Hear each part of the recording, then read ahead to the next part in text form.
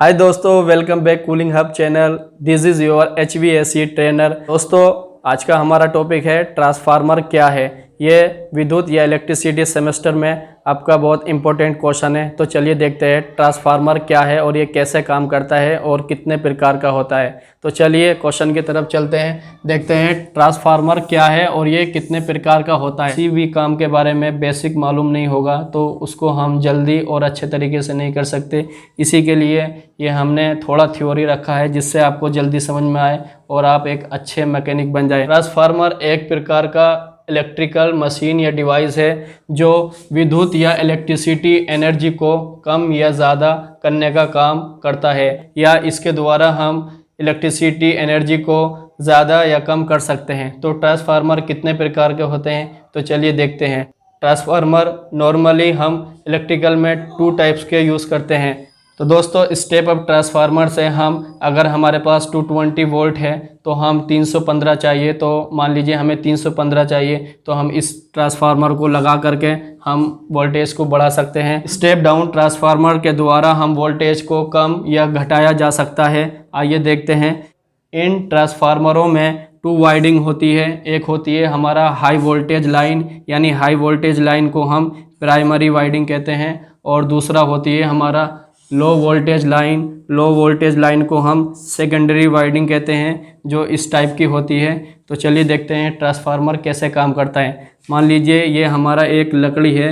अगर हम इस लकड़ी पे एक वायर का टुकड़ा हम इसको लपेट देते हैं, और लपेटने के बाद अगर हम इसमें फेस या न्यूट्रल इसको देंगे तो इसमें एक मैग्नेटिक फील्ड उत्पन्न होगा। कॉपर कॉइल है, यानी एक वायर का टुकड़ा है, तो ये काम करना स्टार्ट कर देगा और फिर ये मैग्नेट देना स्टार्ट करेगा। मैग्नेट होने के बाद यानी इसके पास जो कॉइल होगी तो फिर वो भी काम करना स्टार्ट करेगी।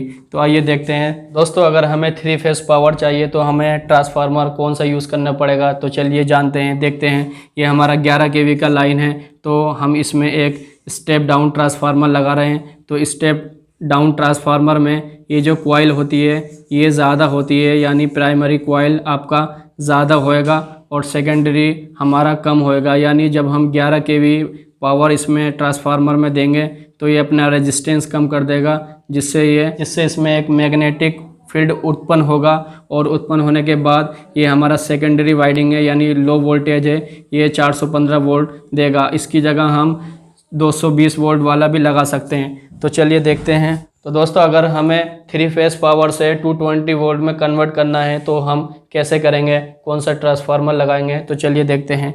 ये हमारा एक ट्रांसफार्मर है, यानी ये स्टेप डाउन ट्रांसफार्मर है। जब हमें 3 फेस या 415 वोल्टेज इस ट्रांसफार्मर में देंगे तो इस ट्रांसफार्मर की जो कॉइल है ज़्यादा है, तो ज़्यादा कॉइल होने की वजह से ये अपना रेजिस्टेंस कम कर देगा और इसमें एक मैग्नेटिक फील्ड उत्पन्न होएगा, जिससे ये इसका जो सेकेंडरी वाइंडिंग है, यानी ये इसका सेकेंडरी वाइंडिंग है, तो इसमें हमारा 220 वोल्ट सप्लाई देगा। तो ये कैसे देता है, इसमें एक मैग्नेटिक फील्ड होता है जो हम एक तरफ से सप्लाई देने पे दूसरी तरफ हमारा कम निकलेगा। तो ये डिफरेंट टाइप के होते हैं। तो दोस्तों, अगर हम AC में यूज़ करेंगे तो हमारा नॉर्मली AC में जो ट्रांसफार्मर यूज़ होता है वो 220 वोल्ट। हम स्प्लिट यूनिट में या पैकेज में ट्रांसफार्मर यूज़ करते हैं, तो कौन सा यूज़ करते हैं, तो हमें बेसिक के मालूम में पता होना चाहिए। किसी भी काम के बारे में बेसिक मालूम नहीं होगा तो उसको हम जल्दी और अच्छे तरीके से नहीं कर सकते। इसी के लिए ये हमने थोड़ा थ्योरी रखा है जिससे आपको जल्दी समझ में आए और आप एक अच्छे मैकेनिक बन जाए। तो देखते हैं, जब हम स्प्लिट यूनिट में या पैकेज यूनिट में इंडोर में जो ट्रांसफार्मर यूज़ होता है वो हमारा कौन सा होता है और वो कितने वोल्ट का होता है, तो चलिए देखते हैं। दोस्तों, ये हमारा एक ट्रांसफार्मर है। जब हम स्प्लिट यूनिट में यानी इंडोर यूनिट में या पैकेज यूनिट में, इंडोर यूनिट में ट्रांसफार्मर यूज़ करते हैं, कौन सा करते हैं, तो हमको इसके बारे में मालूम होना चाहिए। ये एक ट्रांसफार्मर है, स्टेप डाउन ट्रांसफार्मर।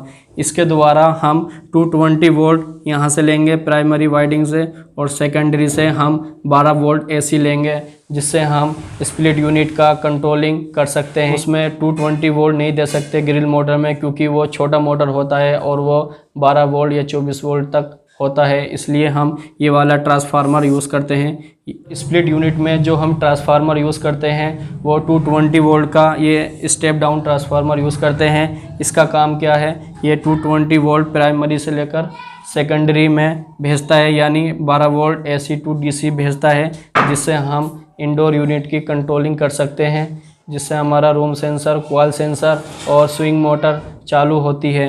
तो इस टाइप का ट्रांसफार्मर यूज़ करते हैं।